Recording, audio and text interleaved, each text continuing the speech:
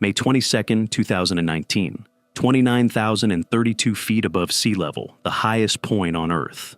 Donald Cash, 55, from Sandy, Utah, has been climbing for more than 12 hours straight, and he is almost there. 6 continents are already behind him. This is the 7th and final summit of his life. He steps onto the top of the world, pulls out his camera to take the photo he has waited 40 years for, and that is when his legs give out. He goes down hard, unconscious, on the roof of the world. He wasn't the only one. 12 hours later, Anjali Kulkarni, 54, is gasping in a single file line of climbers going nowhere. The next morning, Nihal Bagwan, 27, collapses in a place called the balcony, too exhausted to stand. All 3 had trained for years. All 3 had just reached the summit. What kills them isn't the mountain. It's the same jammed stretch of rope near the top, the part that was supposed to be the easy way home. Welcome to Tourist Tragedies. Viewer discretion is advised. Don Cash was not a professional climber. He was not sponsored, and he did not grow up in the mountains. He was a software sales executive in Sandy, Utah, who spent his 40s chasing something most people file under midlife crisis: the 7 summits, the highest peak on every continent. He climbed them one at a time, on vacation days, and eventually a full sabbatical, ticking off Kilimanjaro, then Denali, then Elbrus. In January of 2019, he stood on Vinson Massif in Antarctica. Everest was the last one. He told co-workers he was taking 5 months off to finish the dream and joked online about coming home safe with all his fingers. His daughter, Brandolyn, would later say her father simply wanted people to know an ordinary person could still do something extraordinary. By the spring of 2019, he had joined a Nepali guide company, Pioneer Adventure, for the final push. He was 55 years old, in good enough shape to make a 12-hour summit day look routine, and by every account, genuinely happy to be there. For a man who had spent 40 years reading about this mountain, life had never looked more complete. May 22nd was supposed to be the safe day. After weeks of storms had pinned hundreds of climbers at base camp, a narrow window of calm weather opened over the summit, and every expedition on the mountain tried to use it at once. More than 200 people started for the top that morning. The problem with a narrow window is that everyone inside it needs the same stretch of rope at the same time. And above 8,000 meters, in what climbers call the death zone, every extra minute costs the body something it cannot get back. The air holds barely a third of the oxygen it does at sea level. Bottled oxygen runs on a fixed supply. There is no meaningful recovery, only slower and slower depletion. A photograph taken that same morning by the climber Nirmal Purja would later go viral around the world. A line of climbers in bright down suits, clipped to a single rope, backed up nose to tail like rush hour traffic, hundreds of feet from the top. At those temperatures, standing still is not resting. It is losing fingers, losing oxygen, losing time. Nobody in that line had to spare. Cash's team began their summit push the night before, climbing through darkness for the better part of 12 hours. When they reached the top, he was elated. He pulled out his camera to capture the shot he had been waiting decades for. And as he stood there, his body simply gave out.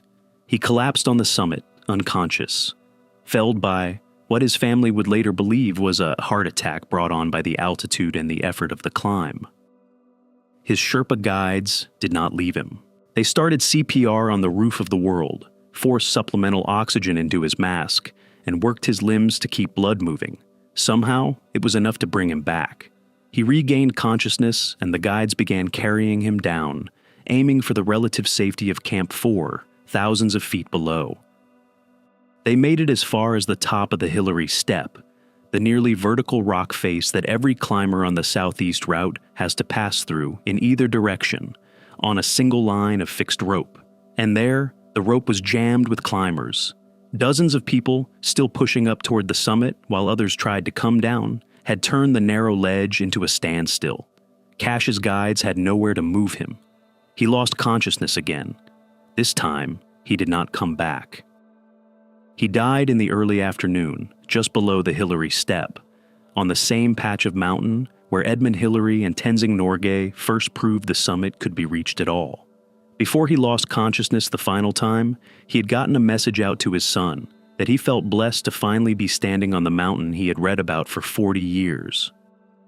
Cash had signed the standard waiver before the climb, the one every Everest expedition requires, acknowledging that if he died above a certain altitude, his body would likely stay there.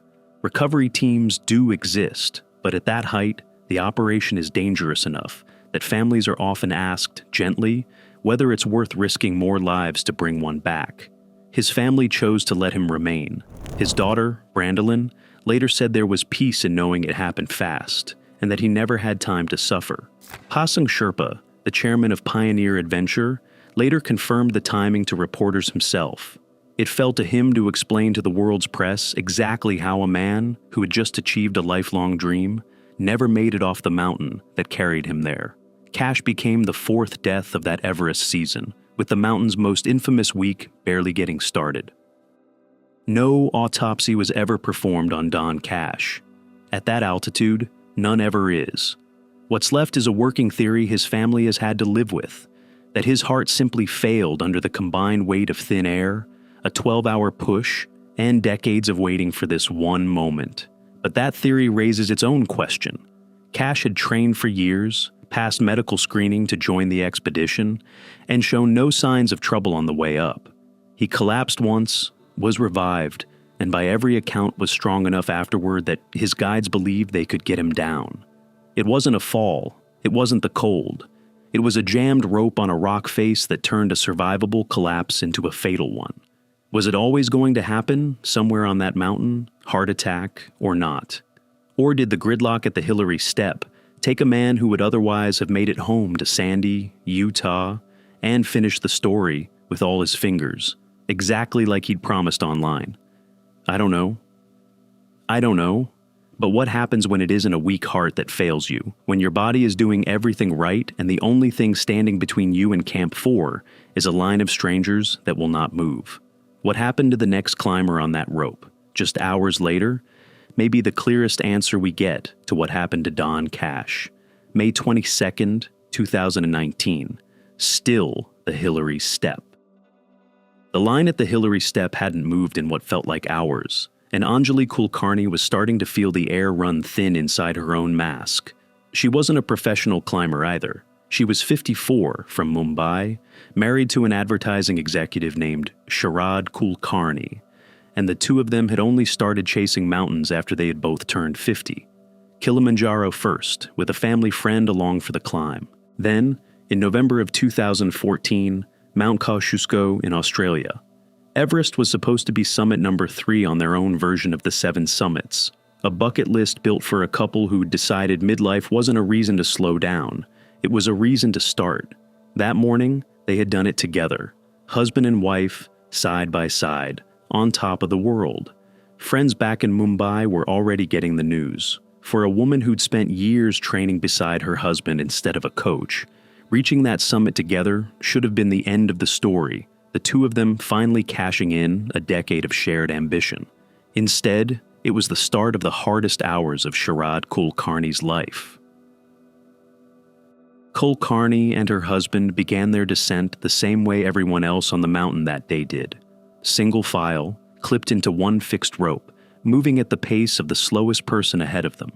Near the Hillary Step, that pace dropped to almost nothing. Climbers were still trying to go up, while others tried to come down, and with only one line to share between them, the queue simply stopped moving.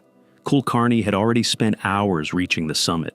Now she had nowhere to go but wait, breathing bottled oxygen that was never rationed for a delay this long. Her guides would later describe what happened in blunt terms. She ran out of energy, and then she ran out of air.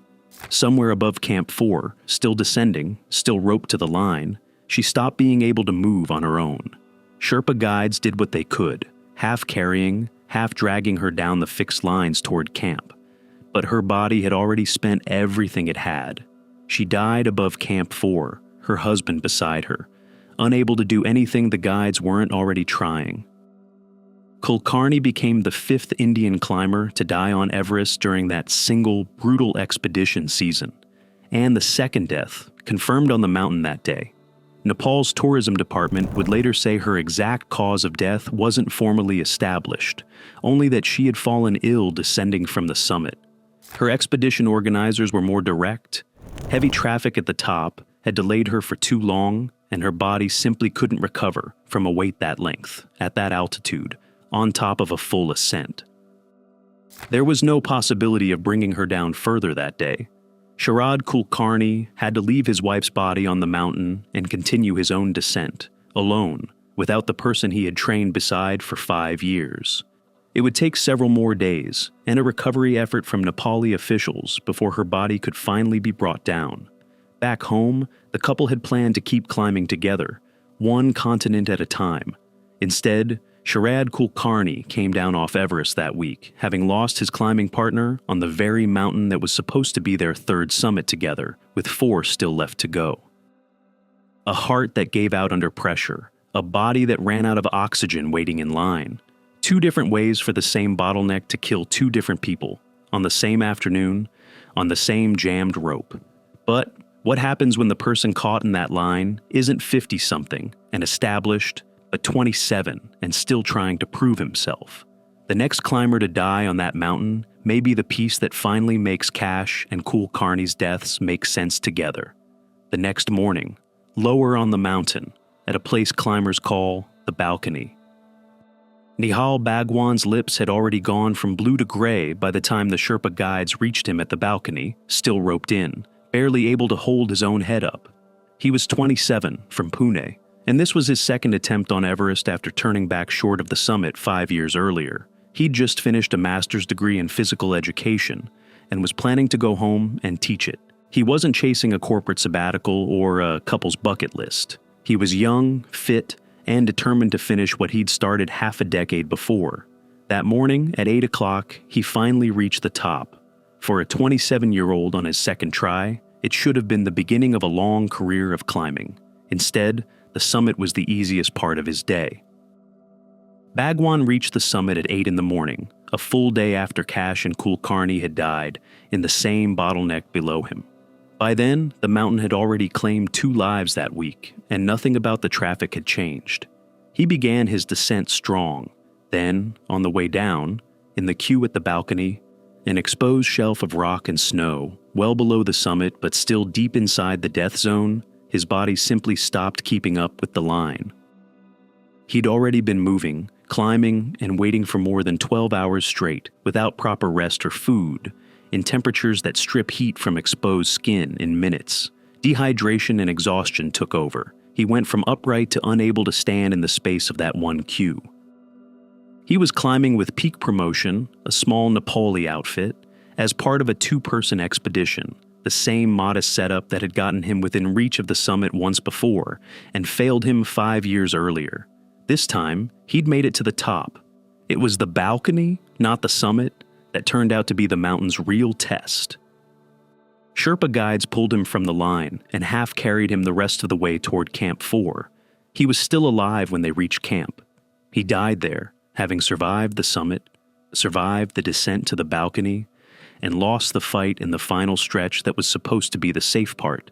His guide would later say simply that Bagwan had been stuck in the traffic for more than 12 hours, and it had exhausted him past the point of recovery. He became the 8th Indian climber and one of 11 people total to die on Everest in that single stretch of 9 days. Psychologists have a name for what actually killed all 3 of these climbers, and it has nothing to do with hearts or lungs. They call it planned continuation bias, the well-documented tendency to keep pursuing a goal even after the conditions around it have turned dangerous, simply because turning back feels unthinkable this close to the end. Mountaineers have their own word for it, summit fever. It explains why nobody in that line at the Hillary step turned around, even as the queue grew longer and the oxygen ran shorter.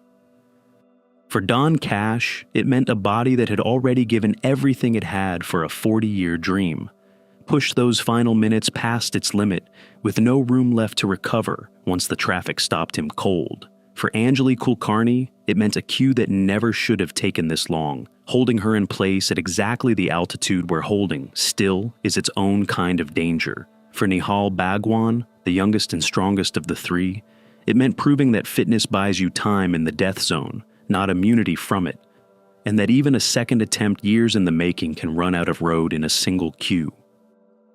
It's worth saying that not everyone agrees the queue itself is the villain of this story. Nepal's own tourism officials have pushed back hard on the idea that overcrowding was the real killer that week, pointing instead to how few days of safe weather that climbing season actually offered, and arguing that a short window, not a long line, was what forced so many people onto the mountain at once. Maybe it's both. A short window creates the crowd creates the bottleneck, and planned continuation bias is what keeps every single person in that bottleneck from being the one who turns around first. 3 different bodies, 3 different ages, 3 different reasons to keep climbing. One identical bottleneck, a single rope near the summit, that turned 3 summits into 3 deaths within 24 hours of each other.